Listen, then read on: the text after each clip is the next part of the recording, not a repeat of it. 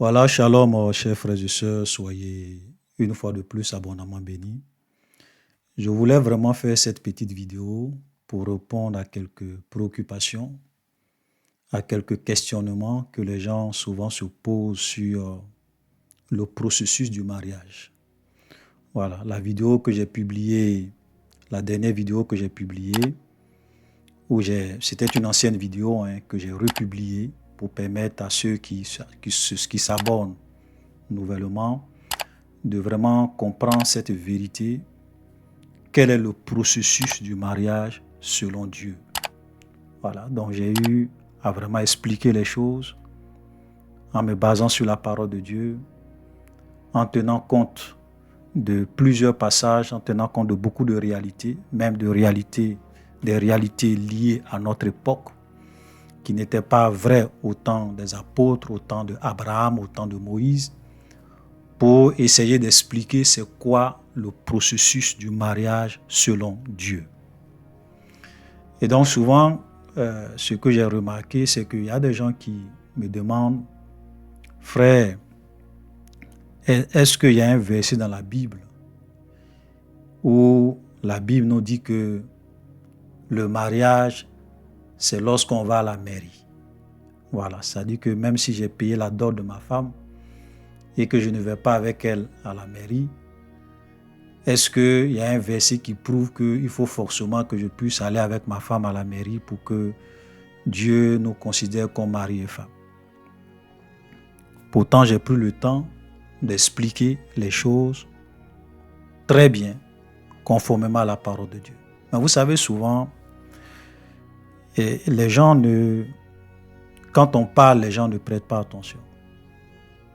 Et souvent, quand on fait des vidéos, qu'on leur pose des questions, ils ne répondent pas. Voilà. Parce que souvent, quand je suis en train de faire ce genre d'enseignement, je pose des questions à ceux qui pensent que nous avons tort. Et je m'attends à ce qu'ils me répondent. Voilà, sur la base de la parole de Dieu. Par exemple, pour ceux qui souvent disent que la Bible ne reconnaît que la dot. C'est-à-dire que pour eux, quand ils lisent la parole de Dieu, quand on parle de mariage, c'est la dot. Donc si j'ai payé la dot de la femme, c'est que nous sommes mariés. Je ne suis pas obligé d'aller à la mairie. Et moi, je dis non. Vous êtes en train de vivre dans l'illusion. Et vous êtes en train de vivre dans le concubinage. Surtout lorsque vous vivez dans des pays où l'État ne reconnaît pas la dot comme un mariage. Vous vivez en concubinage. Et donc moi, je leur ai posé une question. Et tous ces gens qui viennent souvent parler, faire des commentaires, il y a certains même que je bloque, que je bannis. Vous savez, parce que je n'aime pas la confusion. Je n'aime pas la confusion. Et je ne peux pas souvent permettre aux gens de venir faire des commentaires pour induire les gens en erreur. Oui. C'est ma responsabilité sur cette chaîne de veiller à ce que la vérité soit proclamée dans toute sa splendeur. Et je ne force personne à croire en ce que je dis. Chacun est libre de mener sa vie. Ça, c'est normal. Voilà. Il y a mon numéro sur chacune de mes vidéos. Mon numéro WhatsApp. Mais ils ne peuvent pas m'écrire, ils ne peuvent pas m'appeler, ils ne peuvent pas me laisser des audios pour réellement m'expliquer en long et en large pourquoi ils pensent que j'ai tort. Ils viennent faire des commentaires sans preuve pour conduire les gens en erreur. Voilà. Moi, j'ai posé une question concernant ceux qui pensent que le mariage c'est la dot. Je leur ai posé une question. Je leur ai demandé le premier mariage dans la Bible. Le premier mariage dans la Bible, instauré, validé par Dieu, c'était le mariage de Adam et de Ève dans le jardin d'Éden. Et je leur ai demandé, est-ce que Adam a payé la dot de Ève? Jusque-là, personne ne m'a encore répondu. Ceux qui disent que non, le mariage c'est la dot. Une fois que je paye la dot, on est marié. Je ne suis pas obligé d'aller à la mairie. Je leur pose la question. J'ai dit, ok. Comme pour vous, le mariage, c'est seulement la dot. Montrez-moi où dans la Bible, lorsque Dieu a institué le premier mariage, où est-ce que Adam a payé la dot de Ève avant que Dieu ne valide le mariage, avant que Dieu ne les considère comme mari et femme? Où c'est écrit? On peut lire Genèse chapitre 2. Le verset, on peut même commencer à lire à partir du verset 18. C'est important, on va lire, parce que souvent, il faut lire les choses pour que les gens comprennent. L'Éternel Dieu dit, il n'est pas bon que l'homme soit seul, je lui ferai une aide semblable. L'Éternel forma de la terre tous les animaux des champs, tous les oiseaux du ciel. Il les fit venir vers l'homme pour voir comment il les appellerait, afin que tout être vivant portât le nom que lui donnerait l'homme. L'homme donna des noms à tous les animaux, aux oiseaux du ciel, à tous les animaux des champs, mais pour l'homme, il ne trouva point d'aide semblable à lui. Donc Dieu voit le besoin de l'homme. C'est lui qui dit au verset 18, dans Genèse 2, verset 18, « Il n'est pas bon que l'homme soit seul, je lui ferai une aide semblable. » Mais Dieu ne va pas créer directement Ève. Il va laisser Adam lui-même exprimer son besoin, sentir le besoin d'avoir une aide semblable à lui. Donc, il fait venir tous les animaux vers l'homme. L'homme donne le nom à tous les animaux, mais parmi tous les animaux, l'homme ne trouve pas une aide semblable à lui-même. L'homme commence à sentir qu'il est seul. Il a besoin d'une aide. Tous les animaux que Dieu a fait venir vers lui, il n'a pas trouvé une aide semblable à lui. Et c'est en ce moment-là, vous savez, Dieu ne force personne. Dieu ne s'impose pas à l'homme. Dieu, il ne s'impose pas aux gens. C'est lorsque Adam lui-même va exprimer le besoin, va sentir le besoin, il ne va pas trouver une aide semblable à lui-même, que Dieu va réellement décider de combler son besoin, de combler le vide. Alors l'Éternel Dieu fit tomber un profond sommeil sur l'homme qui s'endormit. Il prit une de ses côtes et referma la chair à sa place. L'Éternel forma une femme de la côte qu'il avait prise de l'homme. Il l'amena vers l'homme. Et l'homme dit. Donc Dieu fait la femme et il va envoyer la femme vers l'homme. Il n'a pas dit à l'homme, voici ta femme.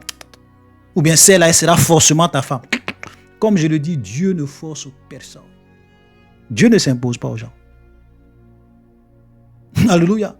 C'est pour cela que j'aimerais vous dire, chers frères et sœurs, que même lorsque nous enseignons la parole de Dieu ici, nous prêchons avec conviction, avec force. Nous ne forçons personne. Tu peux nous écouter et dire ce que nous disons, c'est du n'importe quoi. La dot, c'est le mariage. Le mariage, c'est seulement la dot. Moi, je ne vais pas à la mairie. Tu es libre. Tu es libre de vivre ta vie comme tu veux. Mais la vérité que Dieu a mis dans notre cœur, nous allons la prêcher dans toute sa splendeur. Ceux qui ont des oreilles vont comprendre. Ceux qui ont des yeux vont voir. Parce que, vous savez, même quand Jésus était sur cette terre, il a prêché la vérité. Ce n'est pas tout le monde qui a accepté ce que Jésus disait. Il y a des gens qui ont regardé Jésus et ont dit, toi, tu es un démon, tu es un samaritain, tu es un Belzébul, tu égares le peuple, tu es un menteur. Ok. De toute façon, moi, j'ai déjà dit la vérité. Et Jésus a dit, celui qui écoute ma parole et qui la rejette a déjà son juge. La parole que j'ai annoncée, c'est elle qui va le juger au dernier jour. Et puis, ça s'arrête là. Il ne va pas te forcer. Il ne va pas te contraindre. Parce que tu es un être libre. Mais le choix que tu fais en toute liberté, tu vas assumer les conséquences, frère. Voilà. Tu prends une femme, Tu payes sa dot. Il y a les autorités civiles qui sont là. Tu ne veux pas aller à la mairie. Tu dis c'est ta femme. Vas-y, vis ta vie. Moi, je ne suis pas ton Dieu. Je ne suis pas ton bishop. Je ne suis pas ton pasteur. Je suis simplement une voix qui crie dans le désert des réseaux sociaux. Alléluia. Il faut qu'on soit clair. Donc ici, Dieu va faire une femme et il va envoyer cette femme-là vers l'homme. Et l'homme dit, voici cette fois celle qui est os de mes os, chair de ma chair, on l'appellera femme parce qu'elle a été prise de l'homme. C'est pourquoi l'homme quittera son père et sa mère et s'attachera à sa femme et ils deviendront une seule chair. Voilà le mariage, voilà le premier mariage dans le jardin d'Éden. Dieu envoie la femme vers l'homme. L'homme voit la femme, il approuve cette femme et Dieu les unit. Dieu valide leur union. Dieu valide leur mariage. Dieu approuve leur mariage. Dieu met son cachet sur le mariage. Adam n'a jamais payé de dot. Maintenant, pourquoi? Pourquoi Adam n'a jamais payé de dot? Pourtant, ici, Dieu dit qu'ils sont mariés. Donc, selon vous, ça dit que si je veux réellement regarder ce que vous dites, je vais dire, comme Adam n'a jamais payé la dot de Ève, Ève n'était pas la femme d'Adam. Ils n'étaient pas mariés. C'était pas Donc, ce qui s'est passé dans le jardin d'Éden, vu que Adam n'a jamais payé de dot, ce n'était pas un mariage. Puisque pour vous, la dot, c'est seulement le mariage. Faites attention. Ne venez pas falsifier la parole de Dieu. C'est pour cela que je dis, chers frères et sœurs, souvent je le répète, il y a des gens qui pensent qu'ils sont des enseignants. Ils n'ont jamais reçu l'appel pour enseigner la parole. Oui, parce que quand vous venez enseigner des vérités, soyez sûr de ce que vous dites. Surtout pour des sujets aussi sensibles comme le mariage. Pour des doctrines aussi sensibles comme le mariage. Ce n'est pas un jeu. Beaucoup de foyers aujourd'hui sont détruits par le diable. Satan vient mettre sa main dans le foyer des gens. Il détruit leur famille, détruit leurs enfants. Vous savez pourquoi? Parce qu'en réalité, les gens vivent en concubinage, qu'ils appellent mariage, parce que le monsieur dit, j'ai payé la dot, c'est ma femme. Ce n'est pas ta femme. Tu es en train de vivre en concubinage. C'est pour cela que le diable a le plein droit de s'aimer la confusion, le chaos dans ton foyer. Parce que tu vis dans le péché. Tu vis dans le péché. Je le dis et je le répète. Le mariage, c'est une question d'autorité. Ce qu'on appelle mariage, il faut que toutes les autorités reconnues par Dieu puissent réellement approuver votre mariage pour qu'on puisse vous déclarer comme mari et femme. Ici, là, la seule autorité qui était dans le jardin d'Éden, c'était Dieu lui-même. Donc Dieu a approuvé. Et donc il a déclaré Adam et Ève mari et femme. Au temps de Adam, les autorités qui étaient là, puisque c'est une femme, elle naissait dans une famille. Son père l'a élevée, sa mère l'a élevée, donc tu ne peux pas venir la prendre comme ça. Pour venir la marier, tu es obligé d'aller payer, d'aller te présenter chez les parents de la jeune fille, manifester ton désir de l'épouser, payer la dot qui était vraiment, je dirais, quelque chose de symbolique, pour réellement symboliser cette union et symboliser l'accord des parents. Oui, donc quand tu partais payer la dot de la femme au temps d'Abraham, au temps de Moïse, dans la culture juive, on vous considère comme mari et femme. Parce que c'était l'autorité parentale uniquement qui était reconnue. Et Dieu approuvait ça. Aujourd'hui, nous sommes dans des républiques, dans des États, dans des pays, où même lorsque tu payes la dot de la jeune fille, on vous demande aussi d'aller à la mairie pour que les autorités civiles, pour que l'État où tu vis, qu'on puisse réellement vous déclarer mari et femme, formaliser cela par un acte de mariage qui est une preuve que vous êtes légalement mariés. Demain, s'il y a un problème, la femme est protégée, les enfants sont protégés, tout le monde est protégé. Je ne comprends pas qu'est-ce qui est vraiment compliqué dans ça. Je vous assure, chers frères et sœurs, moi, souvent, je suis étonné quand je vois des chrétiens qui viennent discuter sur ça. On ne doit pas aller à la mairie. Mais aller à la mairie, ça te coûte quoi? Qu'est-ce que ça te coûte? On n'a pas dit qu'il faut aller faire des gâteaux. On n'a pas dit d'aller dépenser des millions. On n'a pas dit d'aller t'endetter pour aller organiser une grande cérémonie. Tu as payé la dot, c'est bien. Les parents ont donné leur accord, c'est bien. Mais mon ami, va devant les autorités légales pour réellement signer les papiers pour que vous soyez reconnus comme mari et femme. Est-ce que ça, c'est vraiment trop vous demander? Parce que la Bible dit que nous devons être soumis aux autorités. Si les autorités ne nous demandent pas de faire quelque chose de mauvais, ici, on ne t'a pas dit d'aller tuer, d'aller commettre le péché, d'aller faire le mal. On te dit, monsieur, nous, en tant qu'État, l'État dans lequel tu vis, si tu veux marier une fille, venez, signez, déclarez devant nous que vous êtes, que la femme va déclarer qu'elle veut te marier, toi aussi tu vas déclarer que tu vas la marier, et puis avec deux témoins, le témoin de l'homme, le témoin de la dame, voilà, et puis voilà, on signe les papiers, c'est fini. Pourquoi on vous déclare comme mari? Non, est-ce que quand vous allez à la mairie, on vous a une fois dit de venir faire gâteau, préparer tout ça? C'est vous-même qui allez faire vos cérémonies. On ne vous a jamais demandé ça. Ça, c'est vraiment trop vous demander à des gens. Et j'aimerais dire à nos sœurs, ça, je m'adresse à nos sœurs. Un homme, fut-il un pasteur, un bishop, un révérend, un soi-disant chrétien, qui a peur de t'envoyer à la mairie, il faut te méfier de lui. Méfie-toi de lui. Ça veut dire que je mets un point d'interrogation sur la sincérité de ce monsieur. C'est-à-dire quelqu'un qui va payer ta dot et qui refuse de t'envoyer à la mairie pour légaliser votre union, il faut te méfier de lui. Sinon, tu vas la prendre à tes dépens. Il y a des jeunes filles qui se sont fait avoir. Au moment où ils se sont rendus compte, le monsieur a joué avec eux. Ou bien ils ont vécu 5 ans, 6 ans en concubinage. Après un bon matin, le monsieur a vu une autre jeune fille dehors. Il allait la marier à la mairie. Tu vas aller te plaindre chez qui? Non, c'est mon mari. Il a payé ma dot. Tu vas à la police, on dit, madame, vous vivez en concubinage, on ne vous reconnaît pas. Où est votre acte de mariage? Tu n'as pas d'acte de... C'est-à-dire que... Et même souvent, il y a des gens qui sont morts.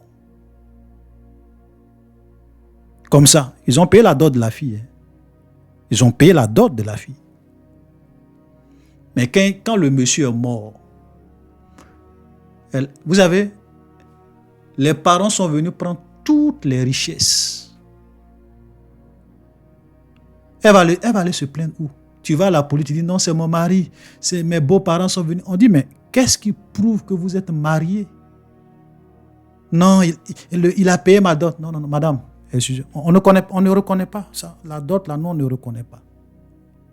Voilà, on ne reconnaît pas la dot. Parce qu'il y a beaucoup de pays où on ne reconnaît pas la dot comme mariage. Et donc, il y a des femmes qui ont tout perdu. Elles n'avaient que leurs larmes pour pleurer. Elles n'avaient que leurs larmes. Vous savez, même moi-même qui vous parle, je peux mourir demain. Parce que souvent, il y a des, oui, on a le temps. Il y a des gens qui sont morts jeunes. La mort, ça ne prévient pas. C'est pas une histoire de non, on va vivre en concubinage, après on va aller à la mairie. Vous ne connaissez pas le diable.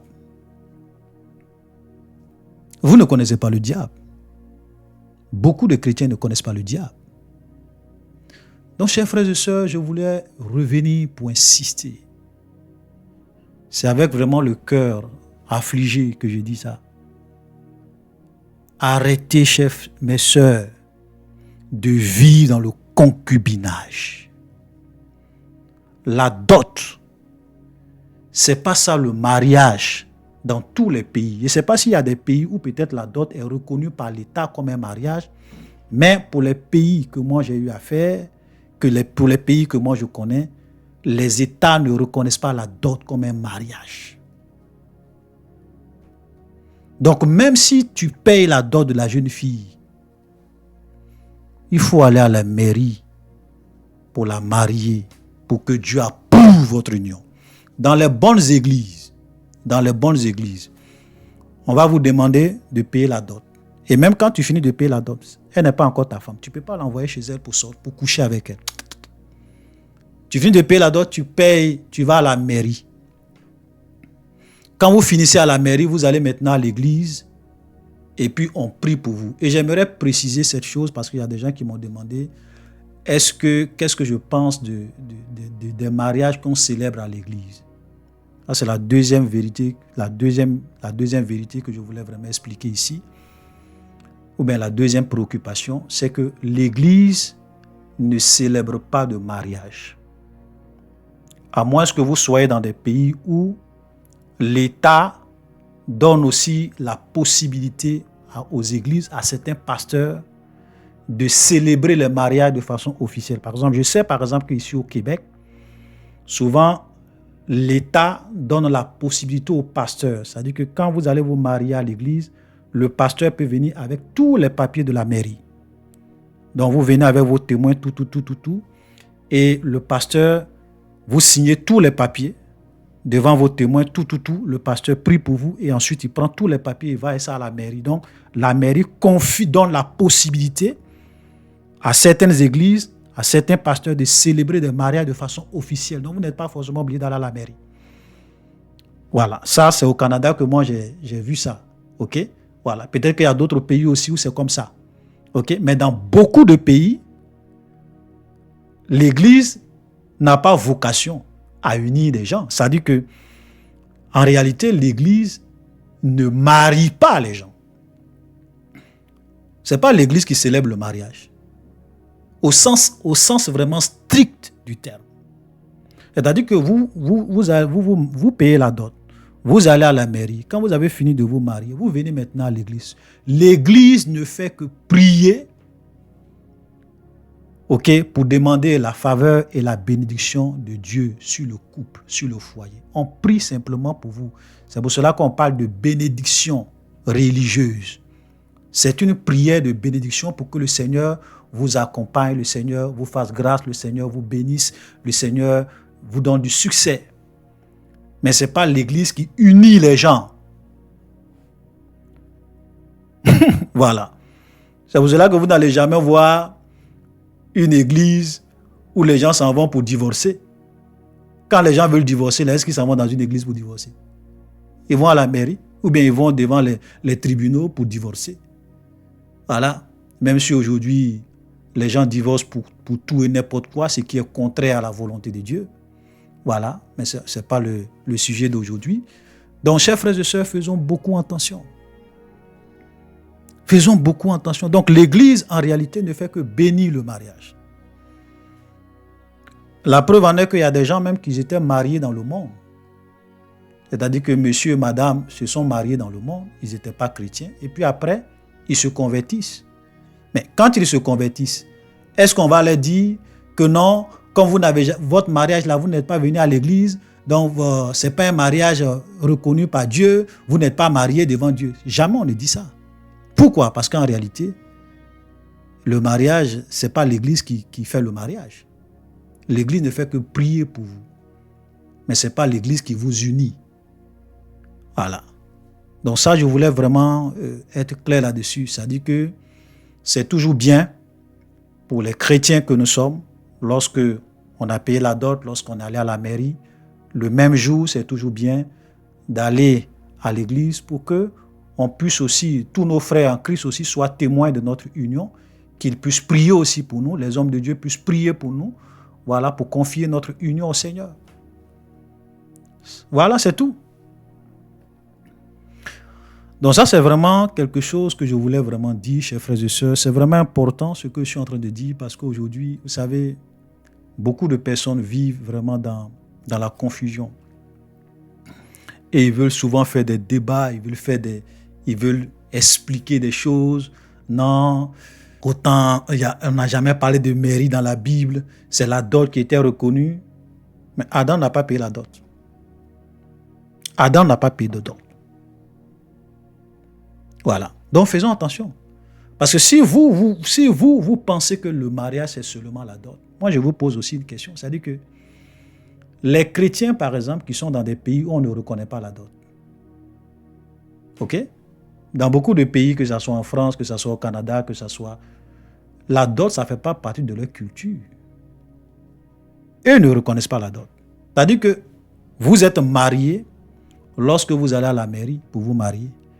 Voilà. Quand la fille est majeure, que toi aussi tu es majeur, que vous voulez vous marier, voilà. Vous allez à la mairie, vous vous mariez avec vos témoins et on vous déclare comme mari et femme. Eux, ils ne connaissent pas la dot. Donc, ça veut dire que pour vous, ces gens-là qui se marient à la mairie, leur mariage, c'est seulement ce qui se passe à la mairie.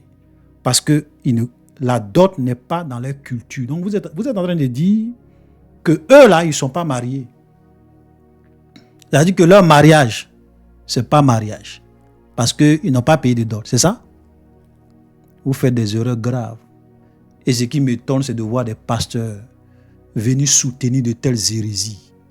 Non, si tu payes la dot, tu peux prendre ta femme, aller avec elle à la maison et vivre maritalement. Concubinage. Concubinage. C'est pour cela que le diable, je le répète, le diable et les sorciers vont venir danser dans votre salon.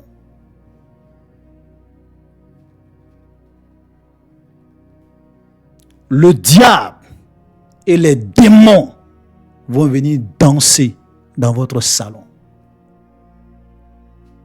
Parce que vous vivez dans le péché, dans le concubinage. Je vois des gens qui disent non, le concubinage, ce n'est pas un péché. Ok, vas-y.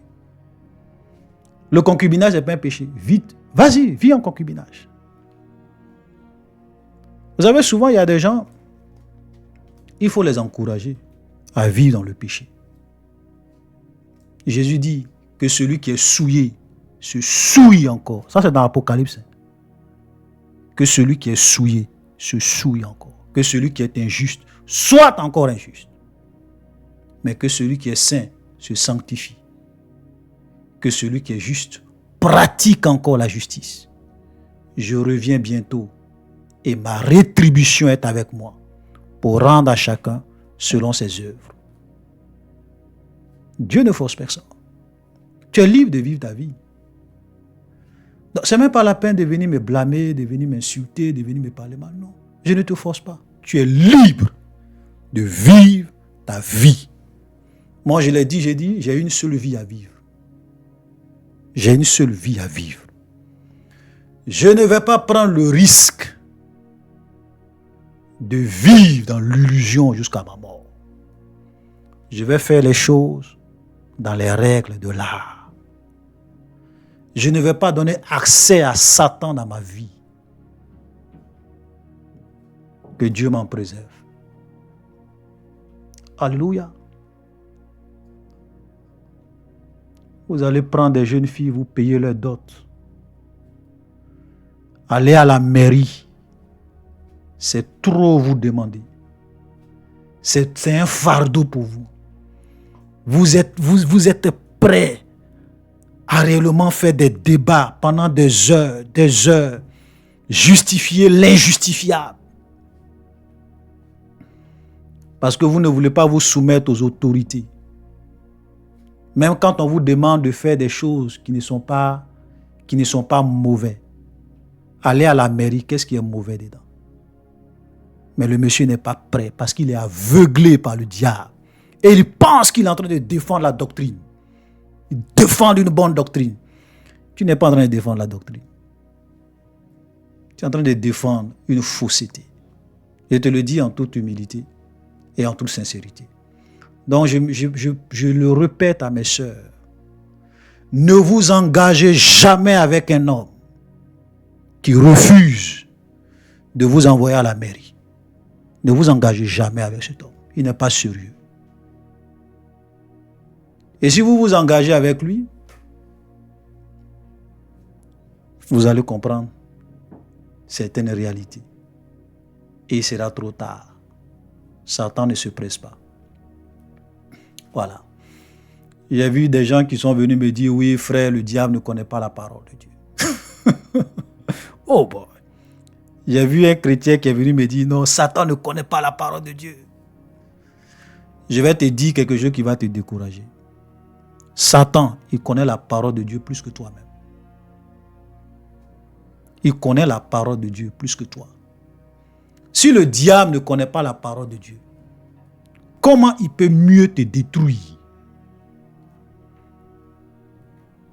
C'est parce que le diable connaît la parole de Dieu qu'il sait comment piéger les chrétiens, comment détruire les chrétiens, comment pousser les chrétiens à vivre dans l'esclavage et la servitude du péché. Satan connaît parfaitement la parole. La parole de Dieu. Si je veux même rire un peu, je dirais que le diable connaît la parole de Dieu par cœur. Il connaît la parole de Dieu par cœur. Et l'exemple simple que souvent je donne toujours, je dis, Matthieu 4. Le diable est venu tenter Jésus dans le désert. Il a dit à Jésus, transforme ces pierres en pain. Jésus lui a dit, il est écrit que l'homme ne vivra pas de pain seulement. Le diable dit, ce gars, il connaît la parole, il aime la parole. Donc si je veux le tromper, il faut que moi aussi j'aille prendre des versets dans la Bible pour le tromper. Et vous savez ce que Satan est venu dire? Il dit à Jésus, jette-toi du haut du temple, car il est écrit, il donnera des ordres à ses anges, ils te porteront sur leurs mains, de peur que ton pied ne heurte contre une pierre. Quand le diable a dit à Jésus, il est écrit, ce sont des versets que le diable a cités à Jésus. Et ces versets-là se trouvent dans le psaume 91. Jésus n'a pas dit au diable, c'est faux. Jésus a plutôt dit au diable, Satan, il est aussi écrit, tu ne tenteras point le Seigneur ton Dieu.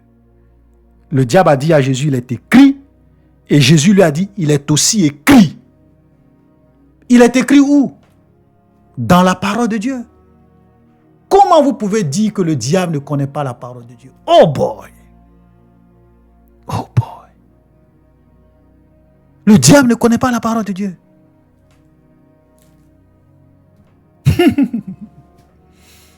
Vous vivez dans l'illusion. C'est qu'il y a des gens qui vivent dans l'illusion. Satan étudie la Bible. Satan connaît la Bible.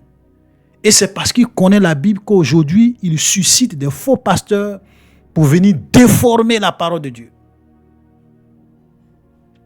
Et moi, j'ai écouté un occultiste qui disait cela. Il dit que le diable connaît tellement la parole de Dieu que souvent Satan leur donnait, parce qu'il y a des pasteurs, il y a des faux pasteurs à qui le diable souvent enseigne la théologie dans le monde des ténèbres. Et ces pasteurs, ils sont vraiment des grands pasteurs dans le monde. Ils ont un impact, ils ont une influence. Et vous savez ce qu'ils disaient?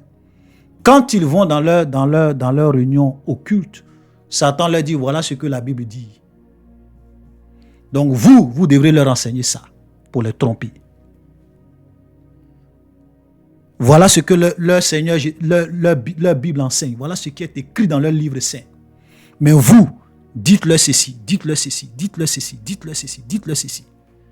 C'est pour cela qu'aujourd'hui, vous avez beaucoup de confusion dans les églises, des pasteurs menteurs, voleurs, qui viennent vous enseigner des doctrines pernicieuses pour vous égarer, pour vous perdre.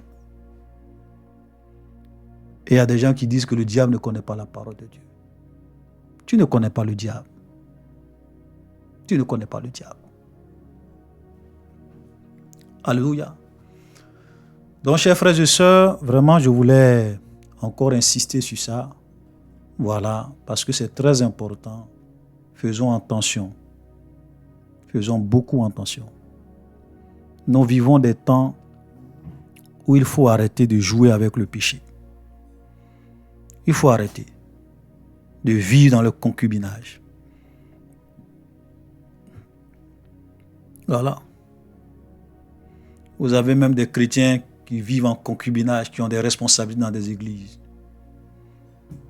Le pasteur ne peut même pas parler. Normalement, un chrétien qui vit en concubinage, qui n'est pas légalement marié, ne doit jamais occuper une seule responsabilité dans une église. Quel modèle, quelle image il donne? Toi, tu enseignes, mais tu refuses de te soumettre aux autorités dans ton pays. On te demande d'aller à la mairie, tu dis non, je ne vais pas. C'est la dot qui est biblique. Quelle image! C'est triste. Donc, chers frères et sœurs, je ne veux pas être long. Voilà, que le Seigneur vous bénisse. Comprenez que le processus du mariage tel que je l'ai décrit dans la vidéo précédente, c'est ça qui est vrai. C'est ça qui est biblique. Si quelqu'un paye ta dot, s'il ne veut pas payer, s'il ne veut pas t'envoyer à la mairie, ce n'est pas la peine de t'engager avec lui. Il va te tromper en cours de route si tu ne fais pas attention. Ou bien le jour qu'il va mourir, c'est là que tu vas te rendre compte qu'on ne se moque pas de Dieu. Arrêtez d'ouvrir des portes dans votre vie pour que les démons viennent vous troubler, les démons viennent vous donner des cauchemars, les démons viennent réellement enlever la joie dans votre foyer, les démons viennent faire ce qu'ils veulent dans votre foyer, parce que vous vivez dans le péché. Qu'est-ce qui donne la force au diable dans la vie? C'est le péché. C'est le péché. Si tu vis dans le péché, si tu veux, il faut jeûner, il faut prier, il faut danser, il faut te rouler par terre. Satan n'a pas peur de ça. Le diable a peur des gens qui mènent une vie de sainteté, de pureté. Quand ils prient, leurs prières sont comme des boules de feu. Voilà. Vous vivez dans le concubinat, vous venez, vous mettez dans votre salon pour dire Seigneur, bénis-nous. Pourtant, toi-même, tu sais que tu vis dans le concubinage. Tu dis Seigneur, bénis. Je ne sais pas comment des chrétiens même peuvent penser un seul instant que Dieu va écouter leurs prières dans le péché. Expliquez-moi, comment tu veux que Dieu écoute tes prières dans le péché? Que Dieu t'écoute. C'est pour cela que tu pries. Dieu ne répond pas. Et si tu étais sensible à la voix de l'Esprit de Dieu, le Seigneur allait te dire, voilà ton péché. Voilà ton péché. Règle ces situations. Règle ces situations. Mais comme beaucoup de chrétiens sont malheureusement aveugles, ils n'ont pas d'intimité avec Dieu, ils ne prient pas. Ils ne savent même pas voilà, où ils sont. C'est triste. Shalom, chers frères et sœurs, soyez bénis et à la prochaine.